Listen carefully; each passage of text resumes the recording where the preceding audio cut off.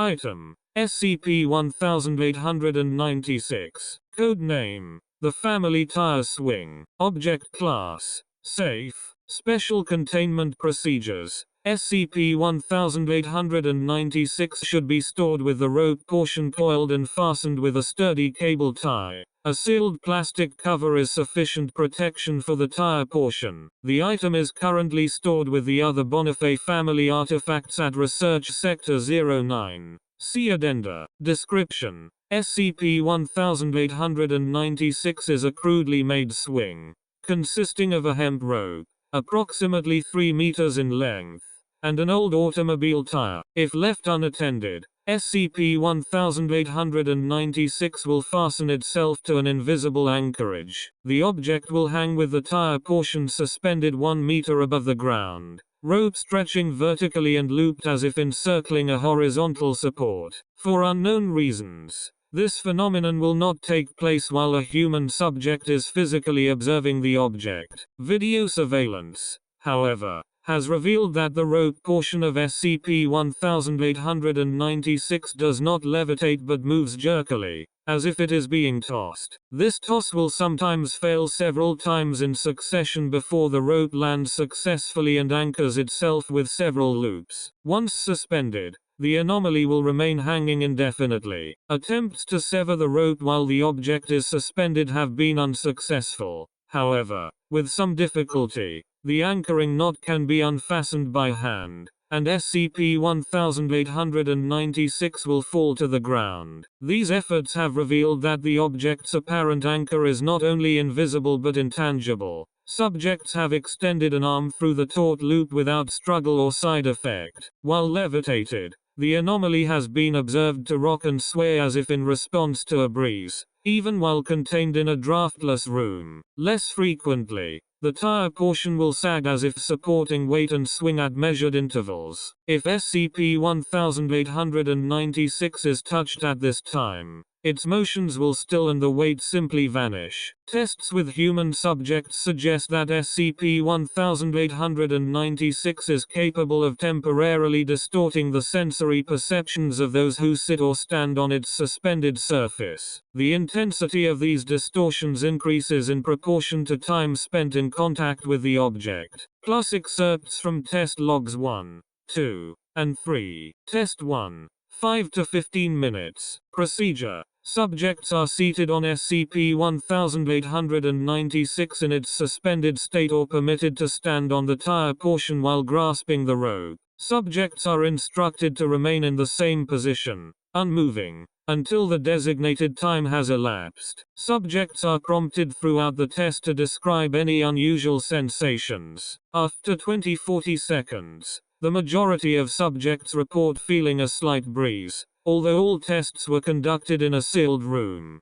3 of the subjects describe a sensation like sunlight, warmth, but without accompanying brightness. After 4 minutes elapse, subject and object begin a gentle swinging motion. Whether this motion is unconsciously caused by the subjects or the result of the anomalous breeze is unclear. Almost precisely at the 5-minute mark, 9 of the 10 test subjects visibly react to some stimulus invisible to research staff. The only subject who does not react is D4399, a 35-year-old male who has been deaf since birth.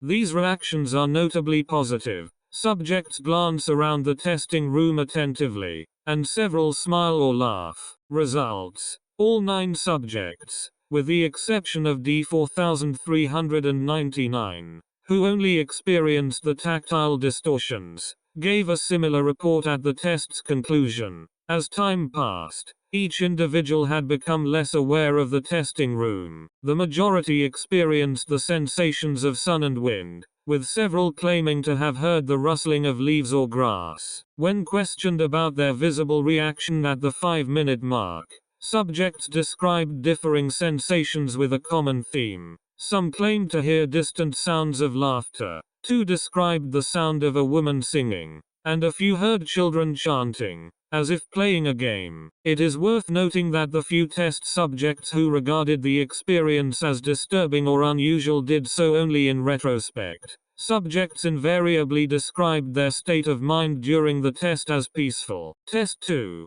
20 to 35 minutes. Procedure. As described in Test 1, the first 20 minutes of the test proceed with the same results described in Test 1. After 30 minutes have elapsed, however, subjects grow markedly less responsive to audible or visual cues from research staff. After breaking physical contact with SCP-1896, subjects revert to prior levels of responsiveness and communicativeness. Results. Subjects described stronger and more varied sensations, predominantly tactile, but also olfactory and audible. Some remembered hearing the rustle of dry grasses or the sounds of insects. Others detected the distinct scent of smoke or wet earth.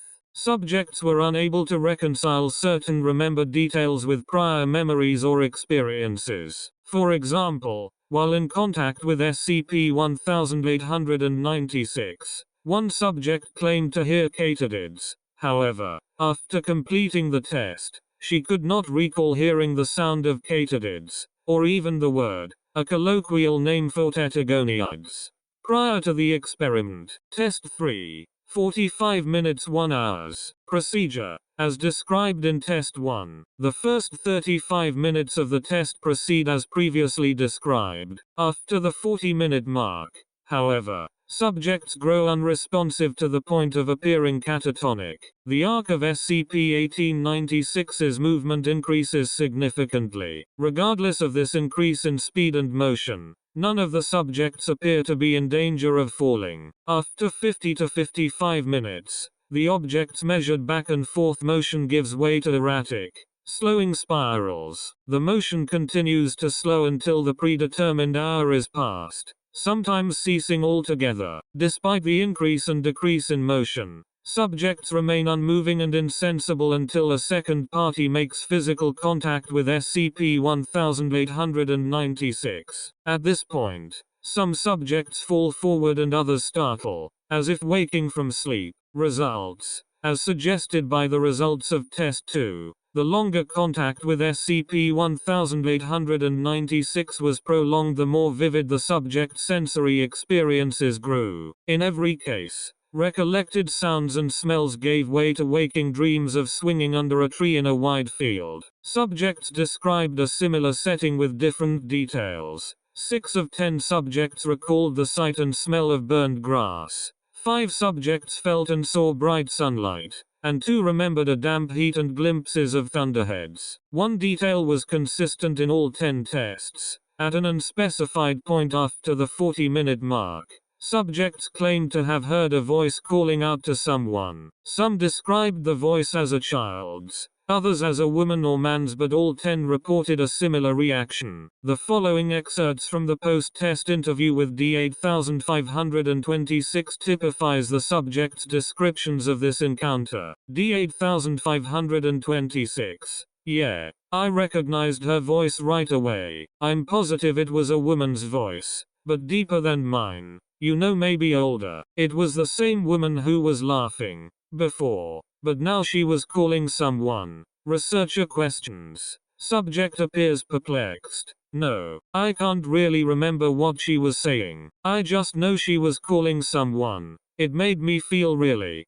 like, I dunno, it's weird, but I thought about playing outside as a kid. In the street, everyone would get called inside for dinner, and you'd ignore your name a few times and pretend you didn't hear, but when you heard your full name it really meant business, and you'd just jump and run. You know? Subject shakes her head. Whatever. It sort of felt like that. Researcher questions. No, it wasn't my name she was calling, I'm pretty sure, but I still felt like I should answer. A pause. Subject rubs her eyes. I couldn't see anybody, but her voice kept coming closer, and first it sounded mad, like, get your ass over here, now. But she just kept calling and no one answered, and she started sounding really scared, like please, please. Subject is visibly distressed, but collects herself like, just really helpless. I never saw anybody, but I felt like she went right past me. I couldn't move or shout or say anything. Then she stopped calling. Addendum 1. A similar tire swing has been identified in 10 of the 26 photographs contained in SCP-1890. Close examination of these images, particularly the distinctive rubber tread, which corresponds to models from the 1920s, as well as the results of Test 3, strongly suggest that the object in containment and the object in the photographs are one and the same. Addendum 2. See SCP-1928.